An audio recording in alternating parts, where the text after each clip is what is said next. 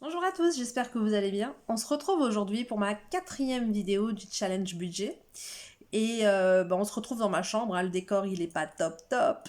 Mais j'avais tellement de choses entamées dans ma cuisine, ma salle à manger et tout ça que je pouvais pas, je pouvais pas tourner, c'était pas possible. J'avais une montagne de linge parce qu'après je vais me mettre au repassage. On est parti tout le week-end avec mon chéri et mon petit bébé. Et j'ai accumulé. Et donc aujourd'hui, il va falloir y aller, hein, il va falloir aller bosser.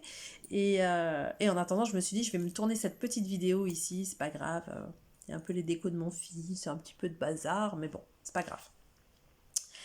Enfin bref, donc aujourd'hui, de quoi va-t-on parler? On va parler, je vais vous donner un petit travail à faire, comme d'habitude pour la semaine prochaine, et je vais vous parler du fait d'organiser le budget. On va continuer à organiser ça, et on va organiser pour les fêtes de Noël qui arrivent d'ici quelques semaines, d'ici quelques petits mois.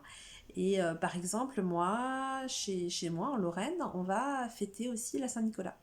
Donc c'est un petit budget que j'ajoute dans mon enveloppe de fête de famille. Et je vous invite donc pour la semaine prochaine à préparer cette enveloppe.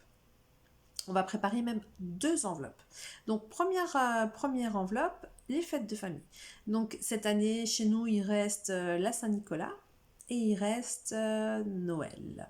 Et donc je ne sais pas chez vous ce que vous fêtez d'autre, réfléchissez-y, hein, et prévoyez votre budget en conséquence. C'est-à-dire que vous allez prendre une feuille, ou alors vous allez prendre votre ordinateur ou votre téléphone, hein, comme vous voulez, et vous allez noter chaque personne à qui vous allez lister, chaque personne à qui vous voulez faire un cadeau pour les fêtes qui arrivent, le budget que vous allez allouer à cette personne, et si vous avez déjà trouvé, réfléchi au cadeau, ou que la personne elle veut quelque chose de précis que vous savez déjà, notez-le. Et du coup, vous allez commencer chaque mois jusqu'à Noël, soit à acheter le produit en question si vous trouvez ce produit-là comme par hasard qui est en promotion, soit vous allez mettre l'argent tout doucement de côté pour avoir une belle enveloppe pour Noël, pour pas être pris au dépourvu au mois de décembre. La deuxième enveloppe qu'on va faire pour la semaine prochaine, ça va être l'enveloppe anniversaire. Donc là maintenant, on est au mois de septembre, donc vous pouvez faire votre petite liste qui ira jusqu'au fin décembre, jusqu'au 31 décembre. Moi, je fais ma liste par année. Je prévois le budget par personne. Il y a des gens pour qui je vais mettre 50 euros, il y en a pour qui je vais mettre 20 euros, 15 euros, ça dépend. Et, euh, et donc, en fonction de ça, vous faites votre petite liste, vous listez le nom des personnes et vous listez le budget. Et si vous avez déjà mis des cadeaux ou si des cadeaux vous viennent entre-temps, hop, vous allez la noter. Par exemple, si vous avez une amie, ben, vous savez que votre meilleure amie vous donnez un budget, imaginons 30 euros. Hein. Il y en a qui vont rien mettre du tout, il y en a d'autres qui vont mettre 200 euros, ça dépend des budgets, ça dépend de vos moyens, enfin bref. Mais imaginons, vous dites, bon, je mets plus ou moins 30 euros pour elle, et que qu'elle a son anniversaire fin novembre et que vous la voyez courant octobre, elle vous dit ouais, j'ai vu, il y a un nouveau bouquin qui est sorti, il ne faut pas que ça tombe dans l'oreille d'un sourd, hein. Vous le notez, arrivez à la maison, vous écrivez ça sur votre papier, comme ça vous n'oubliez pas, et à l'occasion, vous achetez le bouquin quand vous allez vous balader, ou quand vous faites une commande par exemple sur la FNAC, peu importe, n'importe quel site, et vous faites, du coup, vous sortez votre petite liste et puis vous achetez le cadeau en question, quoi.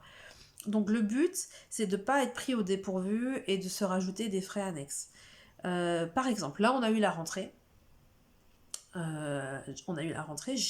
J'avais prévu hein, mon budget course de rentrée avec les affaires scolaires. Et j'ai fait mes courses personnellement, moi, au mois de juillet, parce que ça m'a arrangé, parce qu'on était parti tout le mois d'août. Donc j'ai fait ça au mois de juillet, quand j'avais un peu plus de temps à consacrer à ça. Et en fait, ça m'a bien arrangé, parce que j'ai trouvé toutes les affaires que je voulais. Par exemple, ma fille, elle avait besoin d'un stabilo jaune, un bleu et un vert.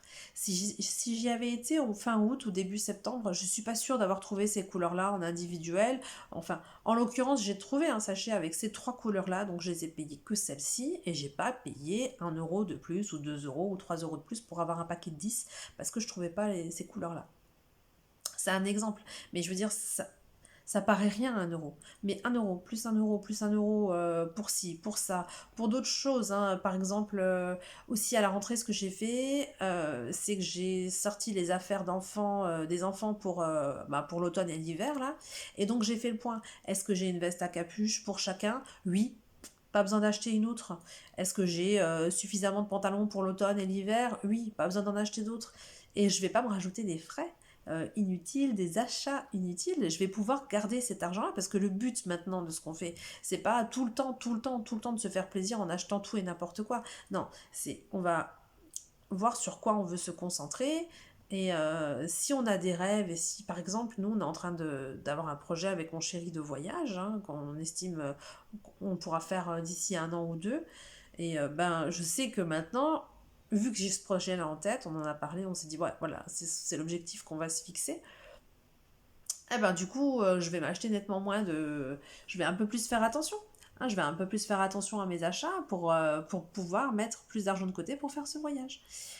C'est bien d'avoir des objectifs comme ça et, euh, et ça sert à se cadrer en fait. Hein, on en a déjà parlé, hein, de faire ses objectifs, de se dire où est-ce que va sortir notre argent, dans quel but, c'est-à-dire là où il y a un réel besoin, hein, et là où il y a des envies. Donc ça, c'était la dernière vidéo. Et c'est très important de le garder en tête. Et pour ces envies-là, eh ben, on va organiser notre budget comme là, je l'ai fait pour la rentrée, comme on va le faire comme je l'ai fait pour les vêtements, comme on va le faire pour Noël et pour les anniversaires. Et pour qu'ainsi, on ne dépense pas tout notre argent à tire-larigot et qu'on puisse quand même réaliser nos rêves, quoi. Donc pour la semaine prochaine, ce qu'il faut faire, c'est faire une liste des personnes, une liste pour Noël, une liste pour les anniversaires jusqu'à la fin de l'année. Vous listez toutes les personnes à qui vous voulez faire un cadeau dans chacun des deux cas, le budget que vous voulez allouer à chaque personne dans chacun des deux cas, et si vous avez encore l'idée cadeau qui va avec, bon bah la jackpot, c'est réglé, hein. Vous notez tout ça, vous faites votre petite liste, vos 2 petites listes, et si maintenant vous allez vous balader ce mois-ci, le mois prochain, enfin bref, jusqu'à Noël par exemple, ou vous allez trouver certains cadeaux peut-être en promotion, en solde, vous allez avoir peut-être un petit coup de bol, et bien là vous l'achetez, vous l'emballez, et vous le cachez chez vous, dans votre cachette de Noël, quoi. Ça peut être dans un placard, ça peut être à la cave, ça peut être au garage, enfin peu importe où est-ce que vous cachez vos petites affaires pour pas qu'on tombe dessus. Mais vous pouvez commencer à construire ce budget. C'est quelque chose qu'on peut faire sur toute l'année si on a envie, si on a les idées. Bon, c'est sûr que pour les enfants, en général, on attend quand même la dernière minute. Enfin, moi, personnellement, c'est ce que je fais parce que je sais qu'ils vont changer 150 fois d'avis. Hein, vous savez, les petits, comment c'est, il y a une poupée qui sort, ah ben on veut celle-là, ah ben non, il y en a une autre qui est sortie. Donc ça, je prévois mon budget par enfant et je fais les courses au dernier moment.